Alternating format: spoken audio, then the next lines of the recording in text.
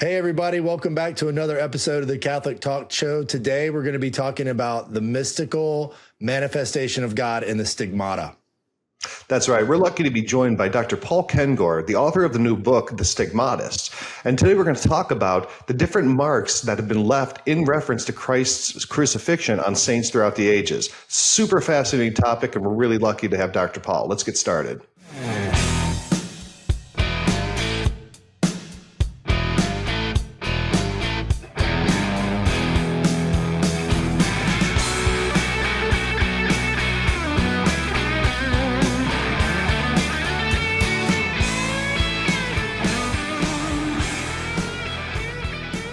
Super exciting topic. Padre Pio, one of my favorite saints, experienced that. A number of laity have too as well.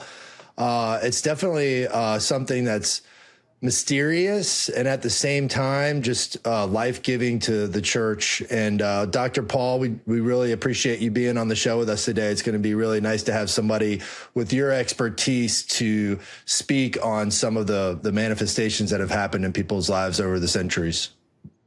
Yeah, Ryan, it's great to be with you. Thanks so much. So, Dr. Paul, I mean, you're the author of a lot of great books, some that I've read, some that I've heard of, and you've always picked these excellent topics and these really fascinating angles. This new book, though, The Stigmata, I think is one of the most fascinating religious experiences that there is that these people. So for those of you who don't know, stigmata is a Greek word. It goes to essentially mark, right? It means a mark or a brand. In ancient Greece, you brand your cow with a stigmata, right? But in the Catholic sense, a stigmata is somebody who bears the wounds of Christ, either mystically or physically and mystically combined. So whether it's the wounds in the hands like Padre Pio, or it's the shoulder wounds from carrying the cross, or the holes in the feet, or even the puncture wounds from the crown of thorns, there's been various saints throughout the ages who have mystically bore these marks. And I think for most of them, and Dr. Paul, I hope you can elaborate on this, has been both a incredible blessing, but also a point of suffering, which brings on that blessing. So how did you get to decide to write this book on stigmatists? Yeah, well, boy, I've done probably, I think, over 20 books, right? And my main area of expertise academically is probably communism, Cold War, the presidency of Ronald Reagan. I had to count this recently because the new Reagan movie with Dennis Quaid is based on one of my Reagan books. So I've done 8 books on Reagan. So I think that's more on Reagan than anybody else. One of them was a Pope and a President on Reagan and John Paul II. And John Paul II was a big part of my conversion into the Catholic Church. And actually, technically, guys, I'm a revert. So I was brought up in the Catholic Church in the 70s, the Dark Ages. God forbid. Yes, exactly. So nothing else needs to be said, right? It's like, why did you leave the church? Well, I was brought up in the 1970s, right?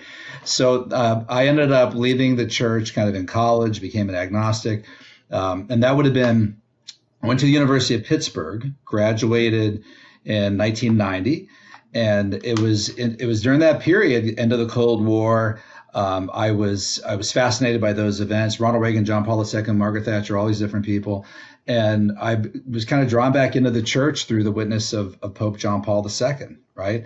So, that brought me into that area, made me Catholic again. And one of the issues that always fascinated me as a Catholic, as a revert, were the mystics, and especially the people, the stigmatists, the people who bore the wounds of Christ. And I remember one time having a conversation with a fellow evangelical friend when I was an evangelical Protestant, and we were talking about Padre Pio, and we were both just sort of marveling, right? I mean, this guy was a skeptic about Catholic stuff, right? And he, like a lot of evangelicals, he's thinking to himself, well, you Catholics, you wake up in the morning and see the Virgin Mary in your cup of coffee, right? I mean, don't give me this jive about it. But we were both looking at these pictures of this guy, this Italian who died in 1968, who's got these holes in his hands, and he's bleeding from them for 50 years, and from his feet. And there's video of him. And he had all these investigators and skeptics and doctors and people at the Vatican, even fellow clergy who doubted him. I mean, these people are put through the ringer, right? They are really examined super, super carefully. People who think that, some guy claims he has stigmata and the church canonized him, that's the craziest thing of all, right? This is a long, exhaustive process of many decades. But it was undeniable looking at someone like Padre Pio. I know a lot of people, we're talking here, guys, the 800th anniversary of the first stigmatist, St. Francis. Although, by the way, some people think it's St. Paul in the Bible. We can talk about that in a little bit. Yep. So he had the stigmata September 17th, 1224. That's when he got him. And so a lot of people could say, well, that's 800 years ago. No, there's no pictures of St. Francis with a stigmata. Okay, but we've got pictures of, Francesco Forgione, Padre Pio. We've got video. And I look at that stuff, I was a skeptic, right? And it's one of the reasons I left the church, right? I'm the apostle who comes in and Jesus says, put your fingers in my hands, right? I'm that. But when I see video and I see photos, I thought this is fascinating. And then I know I'm kind of giving you a long answer here, but I also know that a lot of these stigmatists had profound visions and prophecies that, some of them are quite chilling and dealing with probably the here and now.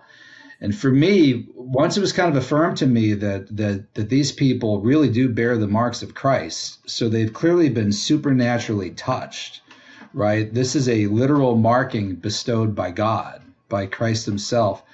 That to me gives a really extra authenticity to their statements and their visions and their prophecies. This isn't some kook down the street, who's just claiming whatever that he's had this vision. This is somebody bleeding from his hands for 50 years who said, the Lord told me this in a vision. I'm not only all eyes at that point, I'm all ears. So I want to know what they have to say. And there haven't been many books on this. So I did kind of academically as a scholar, a serious investigation. And the book focuses on 7 specific stigmatists in different chapters, but it also looks comprehensively a kind of survey of the different stigmatists throughout history. So that's a long answer to your opening question. I'll stop there and let you jump in. So let's talk. Let's go right to Padre Pio, because I think for most modern people that's the most famous. And like you said, I'd like to get back to St. Paul and what he said in Galatians a little bit later. But St. Padre Pio. That one's so eminent because, like you said, there's video of him. There's pictures of him. There's massive investigations. He was accused of being a fraud, both by skeptics and by his own, bishop in the Vatican. They would put him on the side because, dude, what are you doing?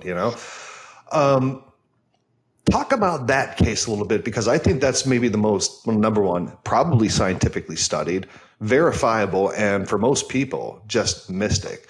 So when did Padre Pio get the stigmata? How did that come about? I would also like to add, if we could also talk about how the church approaches that, not only from an empirical standpoint, but, a lot of times we talk about phenomenons in the church and that we don't necessarily have to believe them in our faith. So where does that sort of fit into the paternal side of the church and her bishops?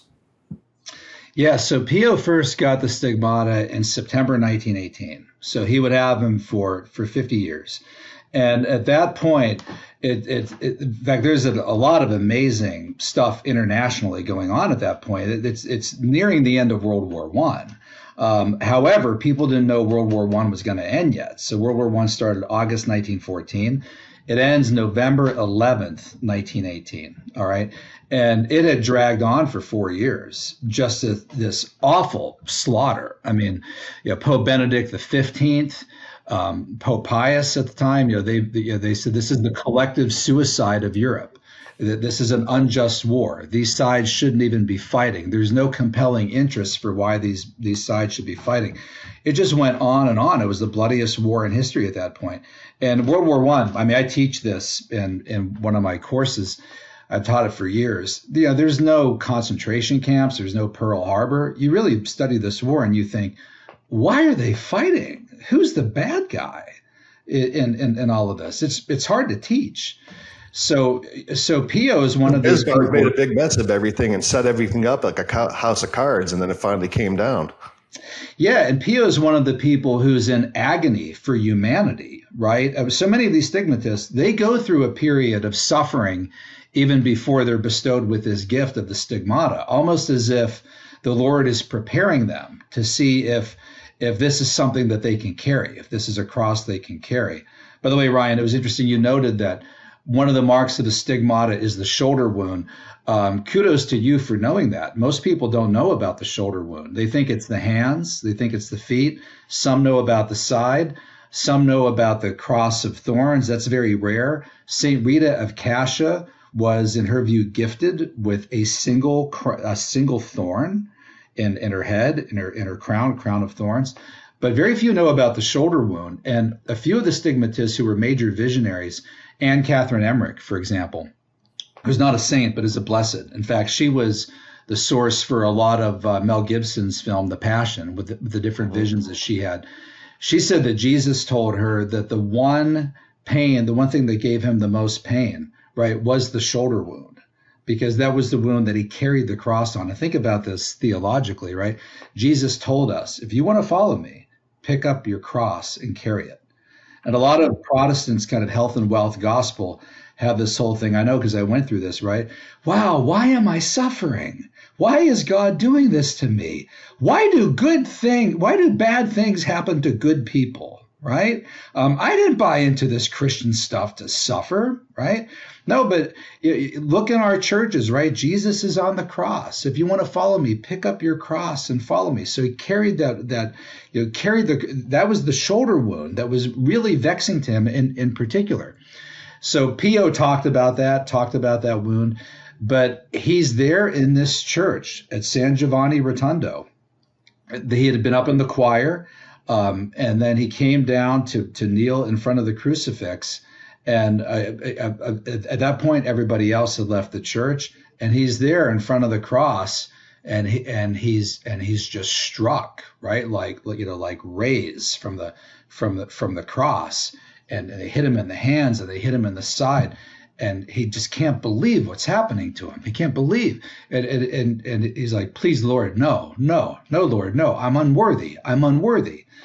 And he starts bleeding from his hands. He starts bleeding from his feet, from his sides. And he starts dragging himself back to his cell.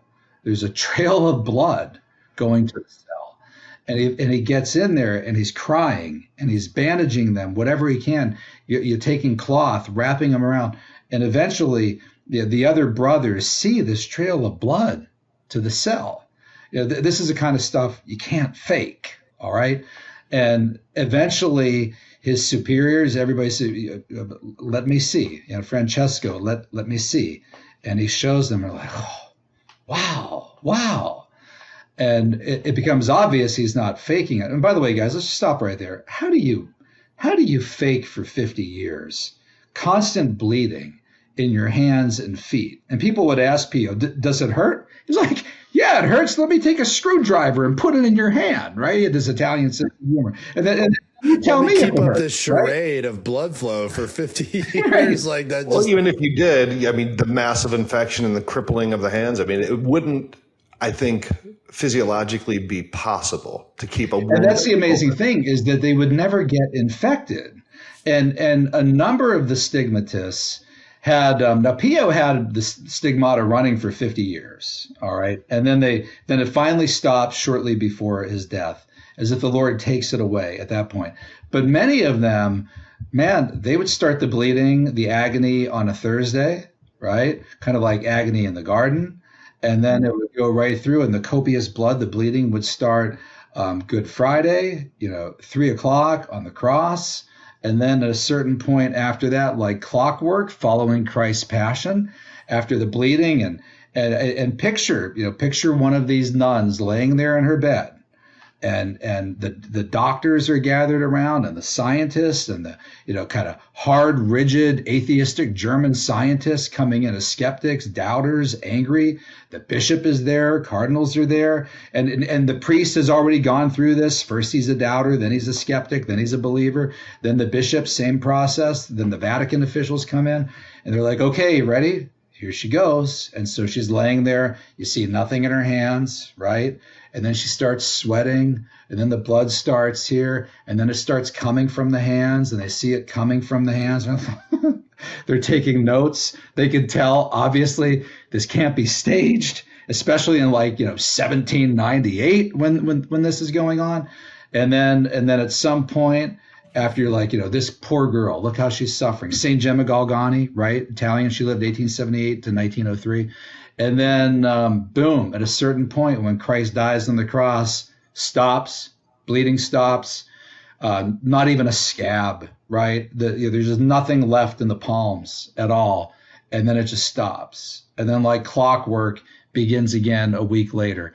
I mean, that is, that's I've never heard that before, that aspect of it, of like the kind of cyclical nature lining up with the passion, from Thursday through Sunday. It always been my impression that you just kind of, we're just bleeding, right, forever. And then you just, keep it clean as much as you can and go through God knows how much money spending on bandages, but that they actually kind of would happen in a cyclical nature, something that I guess I've never heard or considered. But with Pio, it was constant. It was every day, right? I mean, you see pictures of him, he's got the gloves on or he's got the bandages, and you can see him from when both he was a very young man to when he was really, really old.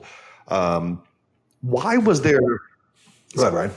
It's kind of interesting. I just think about the mystical side of suffering when you're espoused to the church. And I know there might not be all these cases are that way, but Padre Pio as a priest, married to the church, the body of Christ, nuns who've experienced it, they're married to the bride of Christ. And I think my wife has a terminal illness right now. And I remember going to a convent and praying with these sisters, and she was having some symptoms, and as they were praying over her, one of the nuns mentioned these symptoms, like that she's experiencing this suffering that my wife is going through.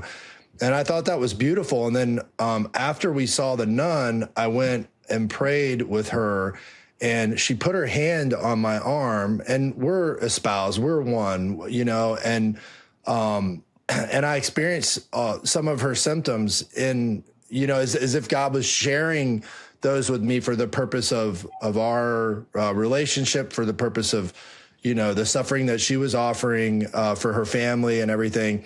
And as I kind of step back and look at this, I look at this espousal that is there with the church, and the stigmata is obviously very different, but how Christ, as the spouse of these people in the church, shares in his particular suffering with them, and how I experienced some of my wife's suffering. And then another priest that we've had on the show, Father Leary, years back said, guys, if your wife is going through something, ask to take on this burden of suffering. So this mysterious, I would even say this mysterious like salvation that is going on in the church, and the transfer of suffering, and how that is just mystically something that builds the church, on a day-to-day basis, whether it's just the pain that I experienced. And, did anything come of it? No. I mean, it was just a sign to me, and the pain that I experienced, just knowing that this was my spouse, that we were one. But even further, like looking into this, it just looks like God does this within his son, for those who are espoused to the church in certain times and ages, that's quite profound. I don't know if you write, but you should write about this, about that experience. And with a number of the stigmatists, they call this mystical union, mystical espousal. And in fact, two of them, St. Catherine of Sienna, who's a doctor of the church, and she's on the cover of the book. and also Saint Faustina, who was the first saint of the new millennium. So they were both not married, of course, right? And so they had a mystical espousal, mystical union with Christ, and that meant actually sharing in his suffering. And they both had invisible stigmata. Now, I know that a lot of skeptics will just jump on that. Hey, if I can't see it, man, it ain't happening. All right. Well, go read the Diary of Faustina and the dialogues of Catherine of Sienna, and ask me if you think these two ladies are pulling your leg. All right. All right. But in both cases, they begged the Lord for the stigmata not to be visible, because they just felt so unworthy. They're like, please let this be invisible. So it was an invisible suffering that they offered up in union with Christ and the church for the forgiveness of sins, to make expiation, reparation for sins. So what you went through, Ryan, with your wife, in a way, is kind of what those two went through with their spouse as well, their spouse, Jesus. It's compassion. It's from the Latin word to suffer with, passio, right? That's the passion. And I think there's the compassion there, Ryan, for your wife, entering into her suffering, and Christ allowing people to enter into his suffering, for the preparedness of souls, and also to allow people to use these stigmatists as examples of both meditation on the passion and death of our Lord, but then also on their humility, right? I mean, look, number one, to walk around bleeding all the time is a humbling experience. And to have it invisibly where no one believes you is probably even more difficult, because you are silently suffering in humility the pain that Christ went through on the cross. So again, knowing the, so I guess, Dr. Paul, I guess this is a good question. What are the different forms of stigmata? Because we've talked about just hands. We've talked about, St. Rita of Cascia with just the one on her head. We've talked about invisible. In your book and in your research, what different forms of stigmata are there? Yeah, I mean, you've hit on the main ones there. I would add here that I think maybe a more interesting thing would be, what are some of the commonalities among the different people who are suffering? Sure. And there you have some striking things. I just mentioned Catherine of Sienna and Faustina. A lot of people wouldn't think of this, but a number of the women died at the age of 33, just like Christ. That's really, really interesting. In fact, speaking of commonality, the vast majority of stigmatists have been women. So about 90%. And it's interesting because the two most famous stigmatists would be Francis of Assisi, Padre Pio, both male. And the first might have been St. Paul. In fact, Anne Catherine Emmerich and Therese Newman, who died in the 1960s, they both had visions, and they had communications with Jesus and the Blessed Mother. And they both said that the first stigmatist was actually St. Paul. And Paul says in Galatians, I bear the marks of Christ on my flesh. And people have wondered, is he speaking metaphorically there? Is he talking about being shipwrecked, scourged, and everything else? Or does he mean like he literally had it in the hands? And no one can know that today. But those two visionaries said, actually, he meant the stigmata. He had the stigmata. I mean, he used the word stigma in the original Greek in Galatians 6:17. It would have said, the stigma, right? So he would have used that particular word. Now, you're right, whether that's, all the beatings or the even the mystical experience. But I tend to believe that St. Paul probably did bear the stigmata. Yeah. He always talked about carrying around these wounds, these constant sufferings.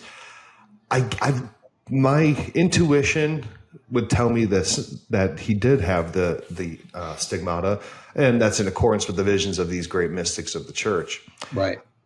Now, you said there's a commonality, but a lot of times, I mean, this isn't God putting on a spectacle. He's like, I'm going to make this person bleed, and there you go. There's a sign for everyone. Right. A lot of these, there's a lot more deep mysticism and contemplation, and even using the stigmatists as messengers. And I know that's one of the common themes through the book, is that they're warnings. What are some of the things that these stigmatists have said that stand out in particular? Well, that's what really hit me, okay, because I've always been interested in the phenomenon and knowing the predictions that some of them have made. I mean, if you read the diary of St. Faustina, okay, I mean, Jesus told her, you are my apostle of mercy. You are my secretary of mercy. You will prepare the world for my second coming. And she talks in there about days of darkness. I mean, you can see the second coming and end times all through that book. And in fact, I went through at one point reading the book and I just started highlighting them and folding the pages. And in the chapter on Faustina, I walk through all of those. And then again, in the closing chapter of the book, when I do a roundup of some of these end times prophecies by these stigmatists, I end once again with Faustina because she's contemporary, right? She died in 1938. She's the first canonized saint of the new millennium by the Polish Pope, right? So we've got to take her seriously. A number of them talk about 3 days of darkness. I have a long chapter on Sister Elena Aiello, who almost nobody knows about, and she's a blessed. And Ryan, you and I, we were talking before, and we're both Italian. People know it from your last name; they don't know it from my last name. I got my dad's Polish last name, but my mom's 100% Italian. She's from Calabria. And that really caught my eye because my family is originally from Calabria, Italy. She died in 1961. She's very recent. And when I was reading through her prophecies, I mean, she predicted the death of Mussolini, all this stuff in World War II. It's like, boom, boom, boom, boom, boom, boom. She's nailing all of these, man. And then after that, she predicts, the next war, giant fireball from the sky, all things that haven't happened yet. And a lot of this I will read on Catholic websites that I find kind of sloppy and a little dubious, and I don't know if I can trust them. So I started on my own as like an academic, a scholar, going through and saying, boy, did this little nun really say this? Where are they getting this stuff? And so I tracked it down. I got the books in Italian. I got the original, had a researcher go to the University of Dayton to find the archives of this one publication that's out of print. Like, wow, she said it. She really did say it. She really did say it. Is this stuff going to happen? Is it yet to come? She just died. Sister Agnes in Japan, who is the Our Lady of Akita visionary. Guys, a lot of people don't realize this. She had the stigmata. She had the stigmata at the time that she was having the visions in 1973 that talked about bishop against bishop, cardinal against cardinal. Again, days of darkness, great fireball from the sky, end times prophecies. She just died a few weeks ago. And from what I read, they're like donating her body to science. At least I've read that at some websites. I don't have that in my book. And that really bothers me. I mean, she ought to be kept to see if she becomes incorrupt. I mean, the church ought to be in charge of this. But from what I know, her stigmata stopped. She was also cured of her blindness during these visitations. So I don't think she had stigmata for decades, and I don't think she had them when she died. I think it probably ended. But that's another case of another very modern stigmatist. She died in 2024. Yeah. Who had profound visions, and those are approved by her bishop as well. So the Our Lady of Akita is approved. So that's something that we are compelled to take seriously, as we are the messages of Faustina and some of these other saints. Now, you said approved. And, we always say this any time on the show talking about miracles. No Catholic is bound to believe these things. They don't add to the deposit of faith. These are things that are meant, I would believe, to encourage the faith of people who might be lacking. But they don't add to the faith. They only bear testimony and witness to the true faith. But you said something in there, and I thought that was interesting, and something I wanted to make a point out, is that you are an academic. You're a doctor. You're not some dude with a blog saying, hey, the Catholic saints got holes in them, and there's miracles, and you should believe this. I mean, there's a real rationality and a critical methodology to taking a look at this phenomenon. And I think that's really important to mention, because it can be very easy to get, in mysticism, to just get wrapped up in the rapture of it all, right? And get wrapped up in the no pun intended. Right, exactly. It's a former evangelical. Yeah, the rapture is not real. It's not biblical. So I'm going to retract that. But what I mean is, this is not just some kooky thing that Catholics believe that's unbiblical. Number one, biblical, St. Paul, Galatians 6:17. Number two, this has been studied exhaustively. This is not a medieval thing. This is not a pious thing that people believed back when they didn't shower and didn't read books and the Bible was chained to the pulpit. This happens now. There's photographs. There's scientific studies. There is a proper amount of skepticism, both from academics, scientists, and our own church, before ever saying that something of this nature should even be considered valid. So in your expertise as a scholar, as a doctor, how were you able to get past your incredulity on this? Because this is a hard thing to believe. What would you say to our listeners who are skeptic of this phenomenon? Well, keep an open mind. Be skeptical, right? Be careful. And there are cases out there today claimed, and I went through several of the studies that have been done. There haven't been a lot of studies done, surveys by different academic authorities, beginning with a book by a French doctor, late 1800s. Overall, in the course of history, it looks like we know of about 400 to 500 cases that have existed. Okay, 90% of them women, 70% of them from Italy.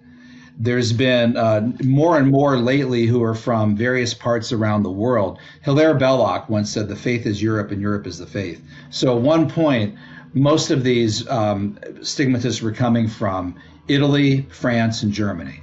Now it's less from those countries, and they're coming from South America, Asia, and other places. They're almost all Catholic too. I mean, there's maybe a few who aren't, maybe a couple Lutherans, and that's an interesting thing altogether. We could also talk about that. But there have been more lately. And it could be that there were other cases in the 1200s or 1300s we just didn't know about. But then again, I don't know. I mean, when word got around quickly when somebody in a village was bleeding from their hands, all right? I mean, people came in from all parts to see that. But there do seem to be more cases in the last couple hundred years, especially in the 1900s, which if there's like an era of stigmatists, that might have been it. And there are cases that are going on right now. I mentioned some of them in the book. I quote them and I tell people very carefully, these haven't been affirmed yet. They're out there on different websites. You can see videos of some of these people. It might not be true. I don't know if it is or not, but just to let you know, right, there are some that are out there. I mentioned Luz de Maria Bonilla, who some people take seriously, others don't. And in the book, I say just that. Some people say that, others don't. There's a woman from Italy named Gisela Cardia, who the Vatican just recently made a ruling against her, and that's a very complicated case. They didn't actually rule on her stigmata, but I've read all the Italian on that. I mean, she's a sensation in Italy right now.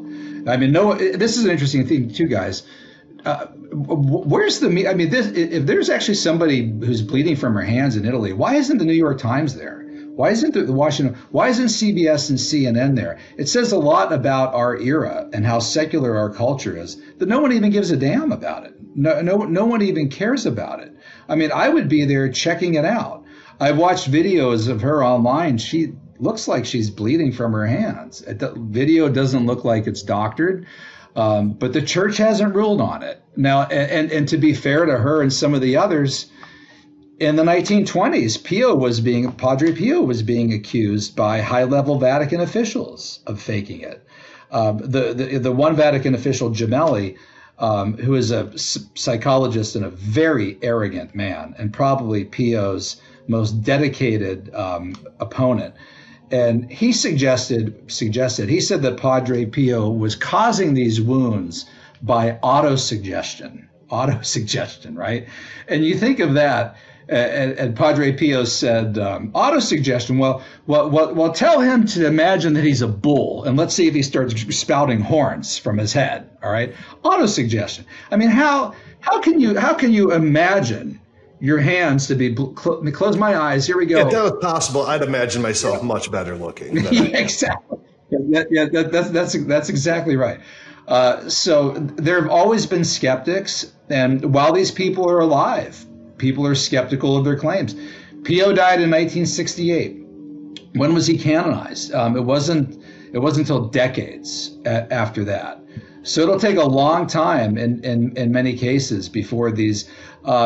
Anne Catherine Emmerich still hasn't been canonized. She's still only a blessed. Gemma Galgani, who died in 1903, was canonized pretty quickly. I mean, a lot of people in Italy saw her and witnessed her. But I would tell people, be skeptical, don't be cynical, right? We do believe in miracles, right? And if some of these cases are really happening, we should listen to see what they're saying to us. One of the things that I've seen before, or the accusations that how they would say that Padre Pio faked it, the same as this Vatican official was saying, that he would use like hydrochloric acid or something like that, or a chemical reaction to go like this, and they'd squeeze it, and then it would leave marks or it cause bleeding. Few things on that. Right. Everyone likes to have, especially on the internet, they'd like to have their pet dismissal of things. Well, Mother Teresa was a fanatic because Christopher Hitchens said so, or the moon bat of Calcutta, as Christopher Hitchens called her. Yeah, they say these things, and then you can just easily dismiss it. Ronald Reagan, trickle down economics, whatever. He's nothing, right? He's an actor. There's always simple platitudes to dismiss it, and this is the one that I think the internet's latched onto. Is you just used a chemical reaction, one like this. Okay, if anyone's ever had a chemical burn that's caused bleeding, it doesn't go away. No. Maybe with some, help and some Neosporin or some plastic surgery, it goes away. You do that to your hands for 50 years, it's going to look like a McDonald's hamburger after sitting in the sun for a week, right? Your hands don't recover from burning them with chemicals every day for 50 years. It just doesn't. So did you talk about some of those theories and debunking some of those theories in your book? Did you look into any of that at all? I did. And those kinds of medical claims, those are more common in late 1800s, early 1900s. I don't think any doctor today would say anything that's stupid, right? Mm-hmm. Autosuggestion, or he's causing it by acid, or he's doing it himself. Any medical doctor today is going to immediately say, no, autosuggestion. I mean, that's quackery. All right. I mean, that's just utter and complete nonsense. So I mean, medicine for a long time. I was pre-med. That's another long story. I could talk about that for hours. But I mean, medicine for a long time is just in the Stone Ages. It's just snake handlers and leeches, and I know how we could cure him. Let's give him a good bleeding, right? Yeah, you got the consumption here. You got the consumption. Here's some cocaine and some morphine. And go try to get the ghost out of your blood. That was basically medicine in the 19th century. Did you ever see the old Steve Martin Saturday Night Live episode, Theodoric of York? I think that was it, medieval doctor. That's really funny. Let's give him a good bleeding, right? And he's like, he's dead. But so just crazy. People know better today, I think. And probably something to be wary of going forward now is with AI and doctored videos. I mean, we're now at a point where people could fake this stuff, fake video online anyway. But if you're in a room with doctors and experts and Vatican has what they call a devil's advocate, right? Those are people who their job is to shoot holes in cases for canonization, just to make sure that everything's legit. So they go around and feel so bad about himself. He's just sitting there just talking crap about saints all day long. He's got to go home at night and just, have a glass of wine and like, man, I got to get out of this line of work. This sucks. Right. Exactly. Yeah. But on the plus side, I mean, that guy's job is to uncover every possible rock to make sure that this person's truly a saint, truly lived a holy life and wasn't a faker, right? Wasn't a poser. So but so many of these claims that people made about pouring acid on the wound. How are you going to do that for 50 years? Where are you hiding the acid? How's it? That's just stupid. It's impossible. That's right. So in your book, what are the 7? You said you featured 7 of these stigmatists. What are those 7 that you featured? Yeah, all right. So St. Francis was the first, or at least the first in my book, and the first that most people know about other than Paul. St. Francis, then Catherine of Sienna. So she was 1347 to 1380. By the way, that's a golden period in the church from about the time of Francis and Dominic, right? Kind of 1170, late 1100s to late 1380s. In between there, you've got Bonaventure, even people like Dante, right? That's an amazing period in the church. And then I look at Blessed Anne Catherine Emmerich, Padre Pio, Sister Elena Aiello, Faustina, and Gemma Galgani. I think I named the seven. Yeah. And they, one of my favorites, guys, is Gemma Galgani, and people need to pay attention to Gemma Galgani.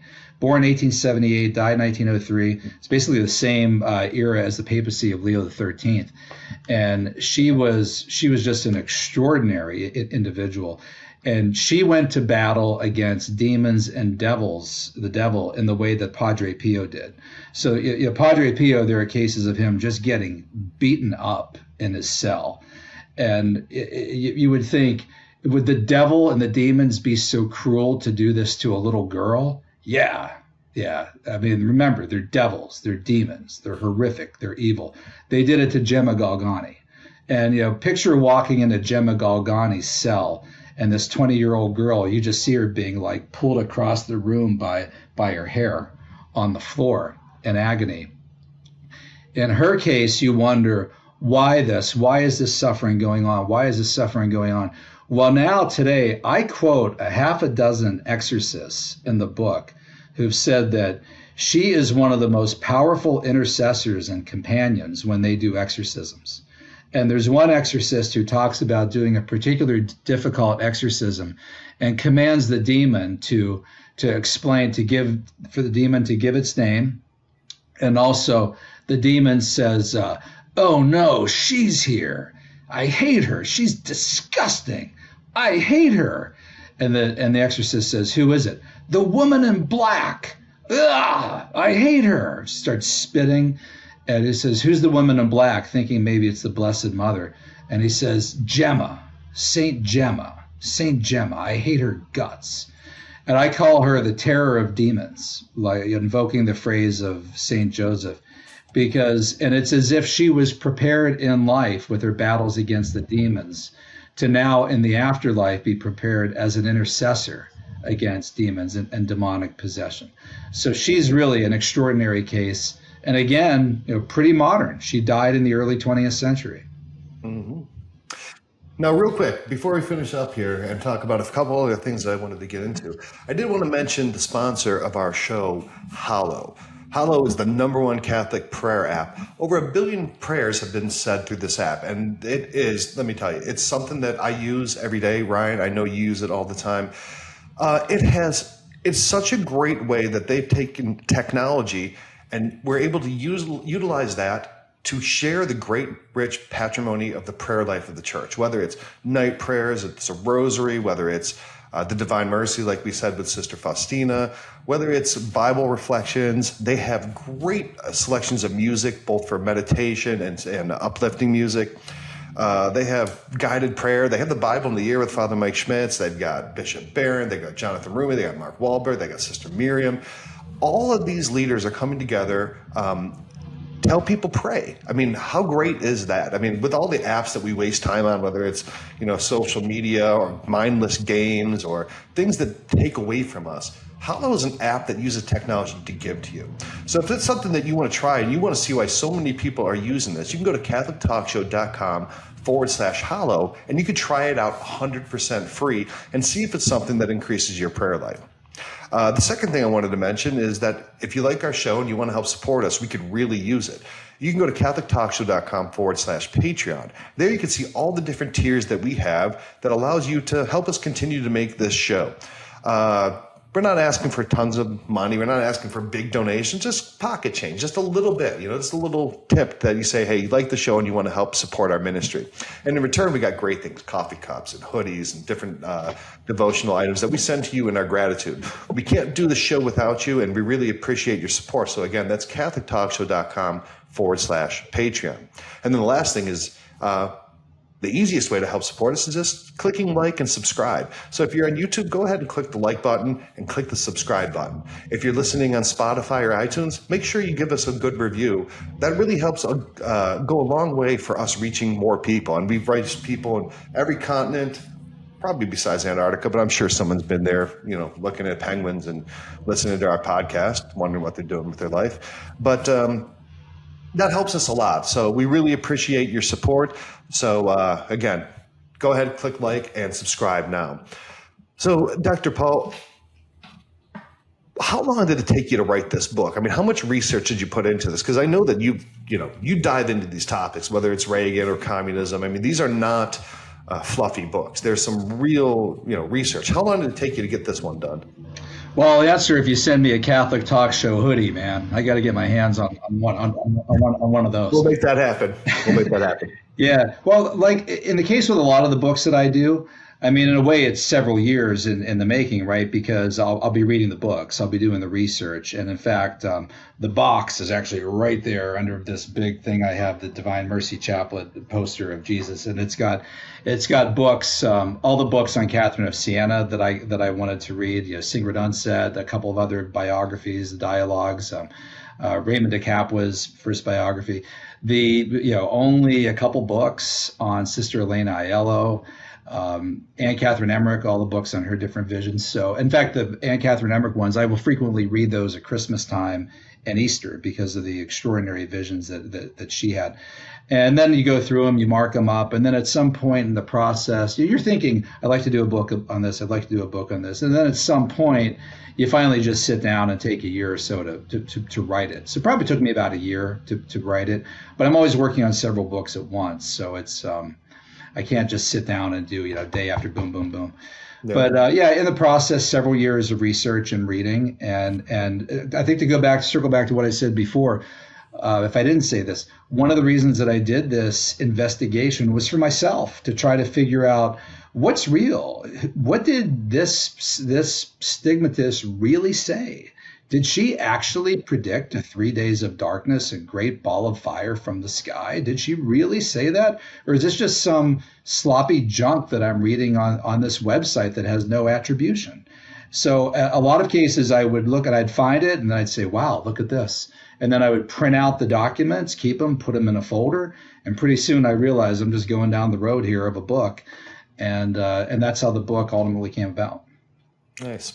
So if you want to get this book, it's called The Stigmatists, Their Gifts, Their Revelations, and Their Warnings. This is available through Tan Books, who's great company, great publisher of books, big fan of theirs. I'll make it real easy for you. I'll put a link here. Go to catholictalkshow.com/stigmata, and that'll take you right there, and you can get the book right now. Definitely something that I think has always been so fascinating. So if this is something that you're interested in, and you really want to get into the detail and really learn about these seven stigmatists, learn about the things that they've said, learn about the circumstances and the commonalities around their lives, we couldn't recommend you getting this book more. It's a really fascinating aspect of the Catholic faith that people are able to enter in so closely to the suffering of Christ and become a physical sign of his mercy and his compassion. So, Dr. Paul, we really appreciate you joining us here and helping us dive into this topic. Hey, anytime, guys. Good to join you. Good to meet you. And if you ever want me back, just let me know. Thanks for your show and all the good work you're doing. Love to have you. Ryan, would you close us with a prayer, please? Sure. In the name of the Father and Son and the Holy Spirit.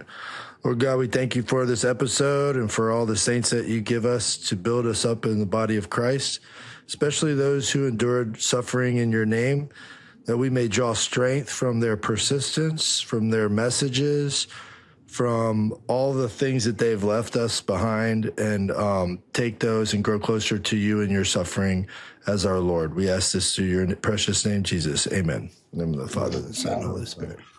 Thanks for tuning in. Go ahead and make sure you check out that book. Again, catholictalkshow.com/stigmata. Make sure you click like, share, and subscribe. And if you want to support us, go to catholictalkshow.com/Patreon. We look forward to seeing you next week. Thanks a lot.